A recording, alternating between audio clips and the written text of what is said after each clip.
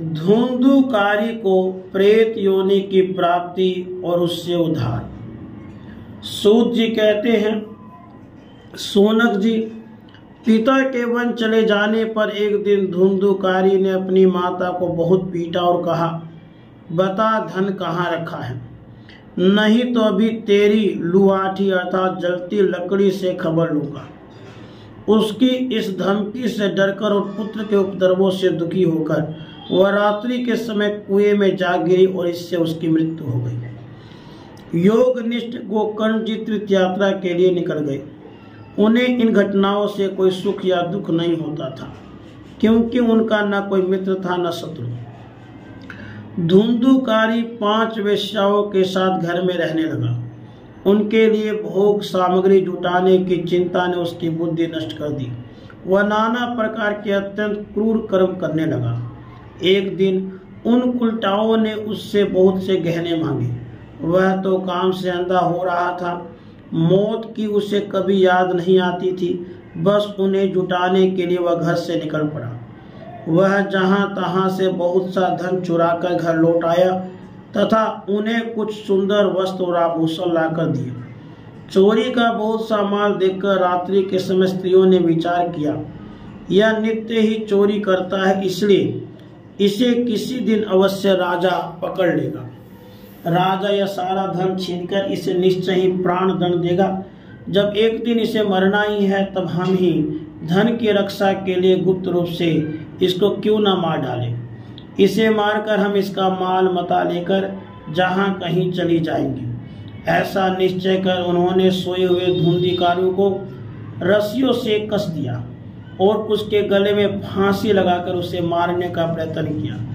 इससे जब वह जल्दी न मरा तो उन्हें बड़ी चिंता हुई। तब उन्होंने उसके मुख पर बहुत से दहकते अंगारे डाले। इससे वह अग्नि के लपटों से बहुत छटपटा कर मर गया। उन्होंने उसके शरीर को एक गड्ढे में डालकर गाड़ दिया। सच है, स्त्रियां प्रायः बड़ी दुस्साहसी होती हैं। उनके इस कृत्य का किसी को भी पता न चला। लोगों के पूछने पर कह देती थी, हमारे प्रियतम पैसे के लोभ से अब की बार कहीं दूर चले गए हैं, इसी वर्ष के अंदर लौट आएंगे। बुद्धिमान पुरुषों को दुष्टा स्त्रियों का कभी विश्वास नहीं करना चाहिए। जो मूर्ख इनका विश्वास करता है उसे दुखी होना पड़ता है।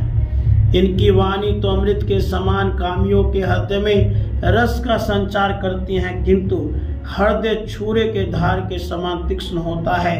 भला इन स्त्रियों का कौन प्यारा है। वे उल्टाएं धुंधुकारी की सारी संपत्ति समेट कर वहां से चंपत हो गई। उनके ऐसे न जाने कितने पति थे और धुंधुकारी अपने कुकर्मों के कारण भयंकर प्रेत हुआ। वह बवंडर के रूप में सर्वदा 10 दिशाओं में भटकता रहता था। शीत घाम से संतप्त और दुख प्यास से व्याकुल होने के कारण हा देव चिल्लाता रहता था, परंतु उसे कहीं भी कोई आश्रय न मिला। कुछ काल बीतने पर गोकर्ण ने भी लोगों के मुख से धुंधुकारी के मृत्यु का समाचार सुना। तब उसे अनाथ समझकर उन्होंने उसका गया जी में श्राद्ध किया और भी जहां जहां वे जाते थे उसका श्राद्ध अवश्य करते थे। इस प्रकार घूमते घामते गोकर्ण अपने नगर में आए और रात्रि के समय दूसरों की दृष्टि से बचकर सीधे अपने घर के आंगन में सोने के लिए पहुंचे। वह अपने भाई को सोया देख आधी रात के समय धुंधुकारी ने अपना बड़ा विकट रूप दिखाया। वह कभी भेड़ा, कभी हाथी, कभी भैंसा, कभी इंद्र और कभी अग्नि का रूप धारण करता। अंत में वह मनुष्य के आकार में प्रकट हुआ। ये विपरीत अवस्थाएं देख गोकर्ण ने निश्चय किया, यह कोई दुर्गति को प्राप्त हुआ जीव है। तब उन्होंने उससे धैर्य पूर्वक पूछा। गोकर्ण ने कहा, तू कौन है? रात्रि के समय ऐसे भयानक रूप क्यों दिखा रहा है? तेरी यह दशा कैसी हुई, हमें बता तो सही। तू प्रेत है, पिशाच है अथवा कोई राक्षस है? सूत जी कहते हैं, गोकर्ण के इस प्रकार पूछने पर वह बार बार जोर जोर से रोने लगा। उसमें बोलने की शक्ति नहीं थी, इसलिए उसने केवल संकेत मात्र किया। तब गोकर्ण ने अंजलि में जल लेकर उसे अभिमंत्रित कर उस पर छिड़का। इससे उसके पापों को समन हुआ और वह इस प्रकार कहने लगा। प्रेत बोला, मैं तुम्हारा भाई हूँ, मेरा नाम धुंधुकारी है। मैंने अपने ही दोष से अपना ब्राह्मणत्व नष्ट कर दिया। मेरे कुकर्मों की गिनती नहीं की जा सकती। मैं तो महान अज्ञान में चक्कर काट रहा था, इसी से मैंने लोगों की बड़ी हिंसा की। अंत में उल्टा स्त्रियों ने मुझे तड़पा तड़पा कर मार डाला। इसी से अब प्रेत योनि में पड़कर यह दुर्दशा भोग रहा हूँ। अब देववश कर्म फल का उदय होने से मैं केवल वायु भक्षण करके जी रहा हूँ। भाई, तुम दया के समुद्र हो, अब किसी प्रकार जल्द ही मुझे इस योनि से छुड़ाओ। गोकर्ण ने धुंधुकारी की सारी बातें सुनी और तब उससे बोले। गोकर्ण ने कहा, भाई, मुझे इस बात का बड़ा आश्चर्य है। मैंने तुम्हारे लिए विधि पूर्वक गया जी में पिंडदान किया, फिर भी तुम प्रेत योनि से मुक्त कैसे नहीं हुए? यदि गया श्राद्ध से भी तुम्हारी मुक्ति नहीं हुई, तब इसका और कोई उपाय ही नहीं है। अच्छा, तुम सब बात खोलकर कहो, मुझे अब क्या करना चाहिए? प्रेत ने कहा, मेरी मुक्ति सैकड़ों गया श्राद्ध करने से भी नहीं हो सकती। अब तो तुम इसका कोई और उपाय सोचो। प्रेत की यह बात सुनकर गोकर्ण को बड़ा आश्चर्य हुआ। वे कहने लगे, यदि सैकड़ों गया श्राद्धों से भी तुम्हारी मुक्ति नहीं हो सकती, तब तो तुम्हारी मुक्ति असंभव ही है। अच्छा, अभी तो तुम निर्भय होकर अपने स्थान पर रहो, मैं विचार करके तुम्हारी मुक्ति के लिए कोई दूसरा उपाय करूंगा। गोकर्ण की आज्ञा पाकर धुंधुकारी वहां से अपने स्थान पर चला आया। इधर गोकर्ण ने रात भर विचार किया, तब भी उन्हें कोई उपाय नहीं सूझा। प्रातःकाल उनको आया देख लोग प्रेम से उनसे मिलने आए। तब गोकर्ण ने रात में जो कुछ इस प्रकार हुआ था वह सब उन्हें सुना दिया। उनमें जो लोग विद्वान, योगनिष्ठ, ज्ञानी और वेदज्ञ थे, उन्होंने भी अनेकों शास्त्रों को लौट पलट कर देखा, तो भी उसकी मुक्ति का कोई उपाय न मिला। तब सबने यही निश्चय किया कि इस विषय में सूर्य नारायण जो आज्ञा करे वही करना चाहिए। अतः गोकर्ण ने अपने तपोबल से सूर्य की गति को रोक दिया। उन्होंने स्तुति की, भगवान, आप सारे संसार के साक्षी है, मैं आपको नमस्कार करता हूँ। आप मुझे कृपा करके धुंधुकारी के मुक्ति का साधन बताइए।